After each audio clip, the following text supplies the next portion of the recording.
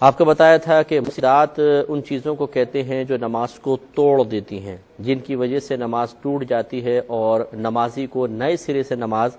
پڑھنا پڑتی ہے، اور جو کچھ وہ پڑھ چکا ہوتا ہے وہ ضائع ہو جاتا ہے۔ اس کو مفسدات نماز کہتے ہیں۔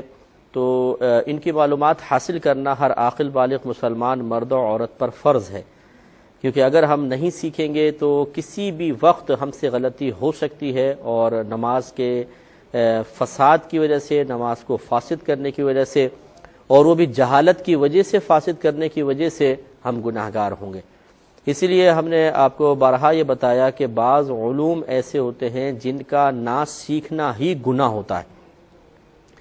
ایک تو ہوتا ہے نا کہ اگر آپ کو ضرورت پڑی اور آپ نے نہیں معلوم کیا تو گناہگار ہوئے، اور ایک ایسے ہیں کہ ضرورت آپ کو محسوس ہو رہی ہے کہ نہیں ہو رہی، لیکن آپ اس کو سیکھیں، اگر نہیں سیکھیں گے تو گناہگار ہوں گے۔ جیسے مفسدات نماز، کیا ہم اس بات کا انتظار کر رہے ہیں کہ پہلے کوئی ایسا عمل ہو جائے، نماز ٹوٹ جائے، پھر ہم جا کر پوچھیں گے کہ جی یہ نماز فاسد ہوئی کہ نہیں ہوئی؟ اچھا، یہ بھی وہ پوچھے گا جس کو پہلے تھوڑا بہت شعور حاصل ہو کہ بعض چیزوں سے نماز ٹوٹ جایا کرتی ہے۔ جس کو یہ شعور ہی حاصل نہ ہو کہ یہ فلاں چیز سے نماز ٹوٹ جاتی ہے، تو وہ تو ایسے ہی کرتا رہے گا کہ مفسدات نماز کا ارتکاب کرے گا، نماز فاسد ہو جائے گی، وہ سمجھے گا نماز مکمل کر لی ہے، اپنا آرام سے گھر چلے جائے گا۔ اسی لیے جہالت بعض اوقات انتہائی مہلک ہو جاتی ہے انسان کی عبادات کو، بلکہ ایمان کو بھی تباہ کر سکتی ہے۔ اس لیے مفسدات نماز کا علم سیکھنا فرض ہے۔ اس میں ہم نے آپ کو بتایا تھا کہ پہلی چیز کھانا اور پینا ہے۔ جب انسان حالت نماز میں ہے، اگر وہ باہر سے کوئی بھی چیز ایک تل کے برابر بھی ہو منہ میں لے جائے اور اس کو نگل لے تو اس کی نماز ٹوٹ جائے گی۔ اسی طریقے سے اگر اس نے مثال کے طور پہ صحن میں نماز پڑھ رہا تھا، بارش شروع ہو گئی اور منہ میں پانی آیا اور پانی حلق سے اتر گیا تو نماز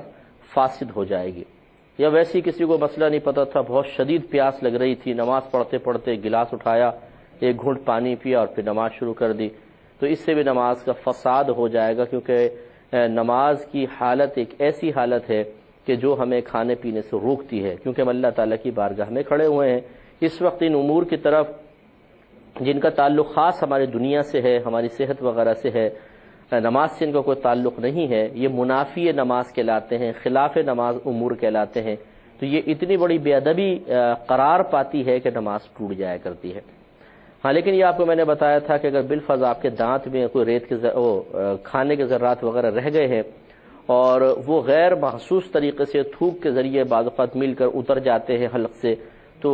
اگر یہ چنے کے برابر نہیں ہیں، اس سے چھوٹے ہیں، تو پھر اس سے کوئی نماز فاسد نہیں ہوگی، کیونکہ وہ منہ جب بند ہو جاتا ہے تو سمجھ لیں یہ منہ باطن کے حکم میں ہو جاتا ہے، اور ہمارے پیٹ میں بھی تو غذا ہوتی ہی ہے۔ اگر ہم فوراً کھانا کھا کے نماز پڑھنا شروع کر دیں تو پیٹ میں موجود غذا سے تو کوئی فرق نہیں پڑتا۔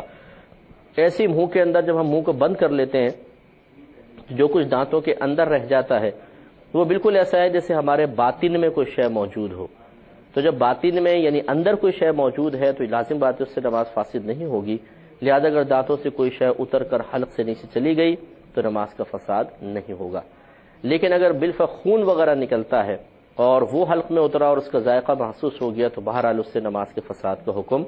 دیا جائے گا۔ اس لیے حتی الامکان جب آپ نماز پڑھنے لگیں تو پہلے کلی وغیرہ کر لیں، اچھی طریقے سے کلی کر کے غرغرہ کر کے، تاکہ اطمینان ہو جائے کہ ہمارے دانتوں میں کوئی چیز موجود نہیں ہے جو بعد میں مخل بقراءت ہو، مخل فی القراءت ہو، یعنی قراءت اس کی وجہ سے مشکل ہو جائے، اس سے دور کرنا چاہیے۔ آپ کی خدمت میں عرض کر رہے تھے کہ کھانے پینے سے نماز فاسد ہو جاتی ہے، لیکن اس کی کچھ شرائط تھیں جو آپ کو بتائی ہیں۔ ایک مسئلہ یہ بھی آپ کو بتایا تھا کہ بعض اوقات انسان کوئی چیز کھاتا یا پیتا ہے اور اس کا ذائقہ منہ میں رہ جاتا ہے، جیسے آپ نے چائے پی، اب تھوڑی تھوڑی مٹھاس رہ گئی ہے، شربت پیا اس کی مٹھاس ہے، یا کوئی نمکین شے کھائی تھی تو نمکین ذائقہ منہ میں ہے، یا مرچوں والی چیز کھائی تھی تو منہ میں مرچے سی محسوس ہو رہی ہیں، تو کیا اب بالفرض ہم نماز شروع کر دیتے ہیں اور پھر تھوک اتر جاتا ہے حلق سے نیچے، تو کیا اس سے نماز کا فساد کا کوئی تعلق ہوگا یا نہیں؟ تو یاد رکھیں کہ اگر شے موجود ہے،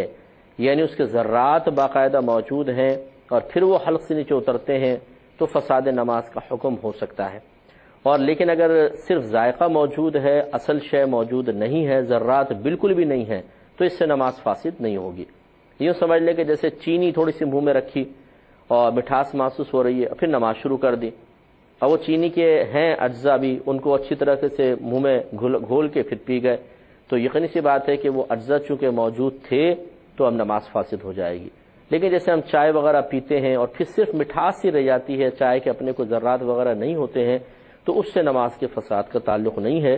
لیکن اس میں بھی بہتر یہی ہے کہ پہلے انسان کلی کر کے پھر نماز کا آغاز کرے۔